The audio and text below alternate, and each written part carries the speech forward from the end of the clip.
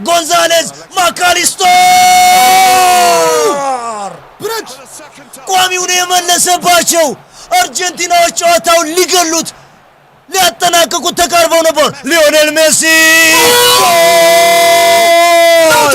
ላውታሮ ማርቲኔዝ አልቤሴሊስቴ ልጅ ይሮጣል እንጂ አባቱን አይቀድምም ብለው ተርተውባቸዋል እንግሊዞችን። 55ኛ ደቂቃ ላይ አንቶኒ ጎርደን ሶስቱን አናብስት መሪ ያደረገ። አንበሶቹ ብልጥ ልጅ በእጁ ያዘውን ይዞ ያለቅሳል ብለው ወደ ጉድጓዳቸው ወደ ምሽጋቸው ገቡ። ይህንን የተመለከቱት አርጀንቲናዎች በቀይ በግራ በመሃል አዋከቡ። 86ኛ ደቂቃ ላይ ያቻነት ጎል አገኙ። 9 ደቂቃ ተጨመረ። 93ኛው ደቂቃ ላይ ተቀይሮ የገባው ላውታሮ ማርቲኔዝ ጉድ ሰራቸው። ሊዮኔል ሜሲ ነው አሁንም አሲስት። አብዱ ከላውታሮ ማርቲኔዝ ጎል በፊት የማካሊስተርን ኳስ ብረት ነው የመለሰበት።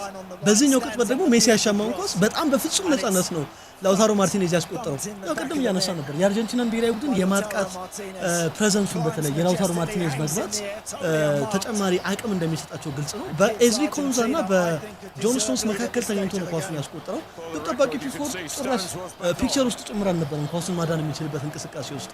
የአርጀንቲና ብሔራዊ ቡድን ዲዘርቭ ያደርጋሉ። ሁለተኛው አጋማሽ ላይ ጎሉ ከተቆጠረባቸው በኋላ የወሰዱት ሪስክ በጣም ያስደንቃል። የእንግሊዝ ብሔራዊ ቡድን ደግሞ መከላከል የበለጠ መፈለጋቸው ዋጋ አስከፍሏቸዋል። ሊዮኔል ስካሎኒ ወደ ሜዳ ያስገቧቸው ተጫዋቾች የቡድኑን ሪስክ የመውሰድ ፍላጎት በትክክል የሚያሳይ ነው።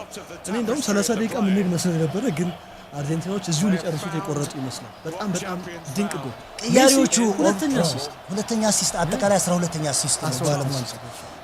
ቅያሪዎቹ እንግሊዝ ተከላካይ ሲጨምር አርጀንቲና አጥቂ ነበር እየጨመረ ሞር የማጥቃት ባህሪ ያላቸውን ተጫዋቾች ነበር ኢንጀስት እያደረገ የነበረውና ሊዮኔል ሜሲ ከምንም ነገር ታሪክ የሚፈጥር ተጫዋች የተለያየ ነው። ይሄኛውን ደግሞ በቀኝ እግሩ ነው ኳስ ነው። የሜሲ ኳሊቲ ብዙ ነው። ግራ እግሩ